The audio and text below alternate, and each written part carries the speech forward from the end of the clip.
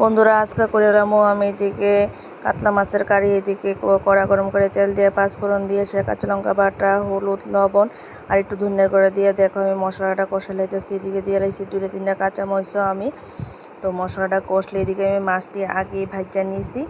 মশলাটা কষে গেছে, এদিকে আমি দিয়ে এলাম ঝোলের লেখা জল। তো দেখো আমার জলটা ফুটে গেছে, এখন দিয়ে এলাম ধনে পাতা দিয়ে সেটা মাছটি আমি দিয়া মাখা মাখা করে নামাইলাম। আর এটা বেশি ঝোল রাখতে মানে মাখামাখি করে এদিকে করলে ডিমের কষা নর্মালি ধনে পাতা দিয়ে করছি, পেঁয়াজ দিয়ে সেটা একদম টমেটো পেস্ট করে। আর এখানে করে এলাম চিকেন কষা। তো তার লেগে এদিকে আমি কড়া গরম করে তেল দিয়া তেজপাতা দিয়া পেঁয়াজ কুচি একটা দিয়ে লাইছি দিয়া এদিকে আমি রসুন, আদা, কাঁচা লঙ্কা বাটা, হলুদ, লবণ, ধনিয়া, জিরা সবটি মশলা একসঙ্গে দিয়া টমেটো দিছি, আস্তে আস্তে পেঁয়াজও দিছি দিয়া মশলাটা ভালো করে আমি কষাই এলাম।